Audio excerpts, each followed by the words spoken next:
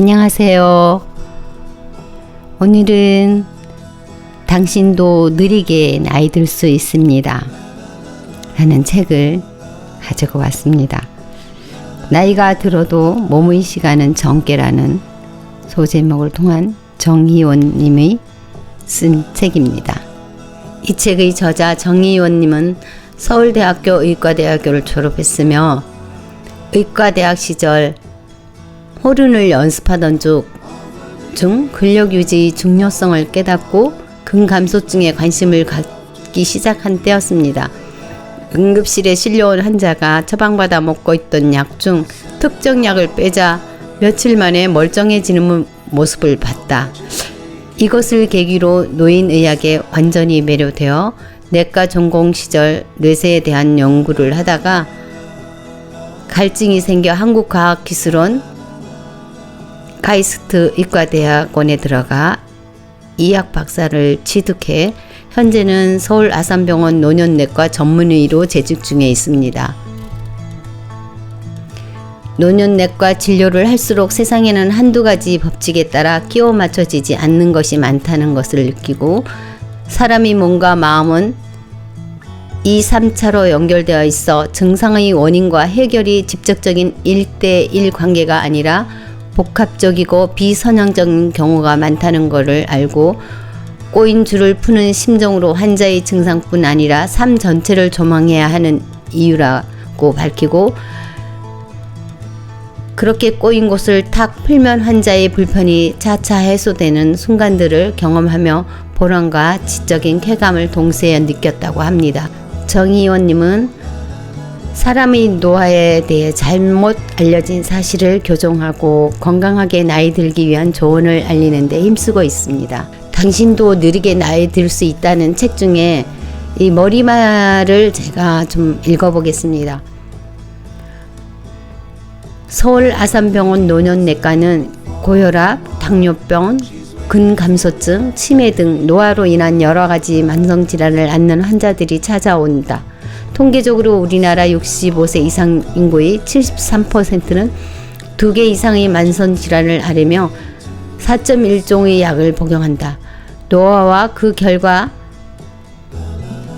뇌세가 진행 중인 노년층에게는 같은 질환이라도 젊은 사람들과는 치료에 다르게 반응하는 경우가 많다. 그래서 진단명이 같더라도 노화 정도와 동반된 질환을 세심히 살펴 치료 계획을 세워야 한다. 어느 시점부터는 의학적 판단에서 진단명이나 숫자 나이보다는 노화가 차지하는 비중이 더욱 커진다. 이것이 노년내과가 있는 이유이다. 숫자 나이가 아닌 노화를 중심에 두고 진료를 하다 보면 젊은 환자들을 만나기도 한다. 이곳저곳 아프지 않은 곳이 없는 30대 여성, 치매가 생긴 것 같다며 찾아오는 40대 남성, 뇌에 구름이 낀 것 같아 이미 다른 병원에서 뇌영양제를 처방받은 50대 여성, 원인 모를 쇠약감 때문에 이 병원 저 병원을 전전하던 60대 남성 등 숫자 나이에 비해 몸과 마음이 부쩍 나이든 모습을 보이는 사람들이 찾아온다. 이렇게 나를 찾는 환자들의 이야기들을 자세히 들어보면 삶 어딘가에 뿌리 내리던 가속 노화 현상을 발견할 때가 많다. 시계는 하루 24시간만 가지만 몸과 마음은 하루에 28시간, 36시간, 48시간씩 늘어가는 상황을 스스로 만들어내는 것이다. 사회의 전반적인 위생과 보건의료 기술에 대한 접근성 향상으로 느리지만 꾸준히 늘어나던 전 세계의 기대 수명은 코로나 바이러스 감염증으로 가파르게 줄어들기 시작했다. 한국의 통계를 보면 신체 질량 지수나 문제 음주를 비롯한 젊은 성인의 건강 지표가 지난 몇 년 동안 눈에 띄게 나빠지고 있다. 가속 노화를 경험하는 사람이 많아진다는 의미이다. 자본주의 편안함이 노화를 앞당긴다고 보고 만성질환은 대개 평생 동안 축적된 노화의 결과고 한 사람의 가치관과 생활 방식이 만성질환이나 통증의 패턴을 만들고 건강 수명에도 큰 영향을 끼친다고 보았다. 노년내과 의사로서 질환 넘어 환자의 삶 자체에 주목할 수밖에 없는 이유이다. 몸과 마음에는 탄성이 있기 때문에 한두 번 균형을 잃는다고 해서 건강이 완전히 망가지지는 않는다. 하지만 한 방향으로 치우쳐서 생긴 긴장과 비틀림은 20년, 30년, 40년 유지하면 그대로 굳어버린다. 드넓은 사막에서 미세하게 틀어진 방향으로 걷다 보면 처음에는 경로가 크게 달라지지 않지만 나중에는 목적지와 한참 멀어지는 것과 같다. 사사하는 고생은 어리석은 것으로 치부되는 시대. 조금이라도 불편하면 돈을 써서 남에게 처리해달라고 맡기는 시대. 고통과 불편이 줄어들수록 좋다는 자본주의 전체가 옳다면 지금쯤 모두 행복에 겨우 어쩔 줄 몰라야 한다.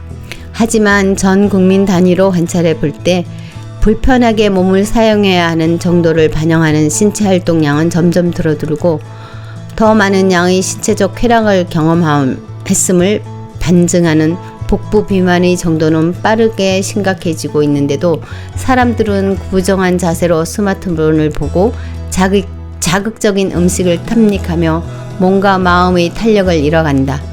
보상을 주는 자극을 끊임없이 쏟다가 화난 중년이 된다. 그 다음에 남는 것은 오래 아픈 노년이다. 불편함을 최소화하고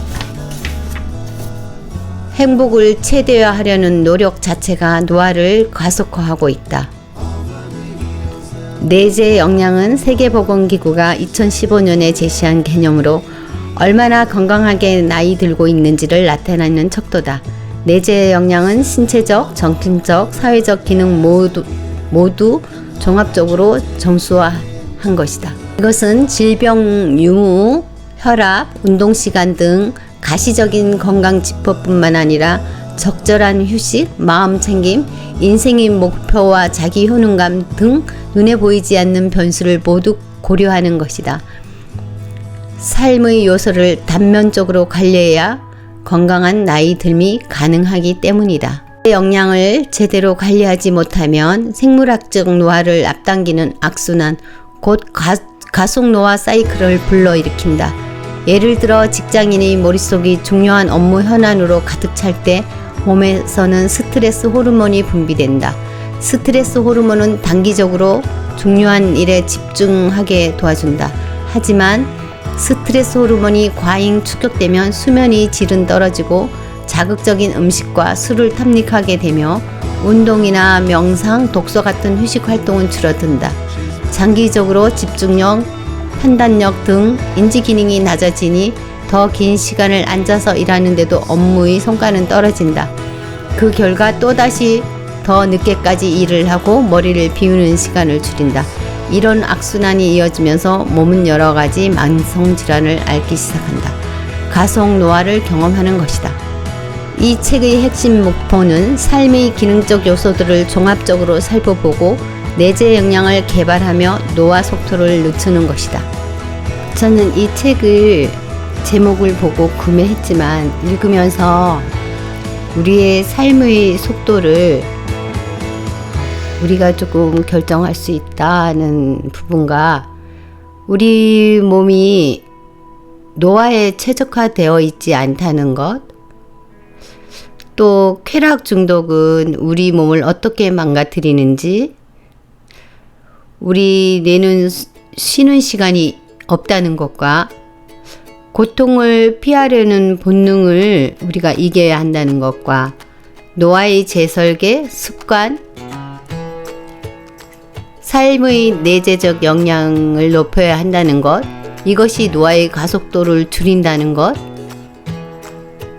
그러면 스트레스를 우리가 최소화하게 줄여서 성공적인 나이 듦을 위한 것들을 좀 느낄 수 있는 시간이었어요. 그래서 여러분들도 혹시 시간이 되시면 이 책을 한번 보시는 걸 추천드립니다.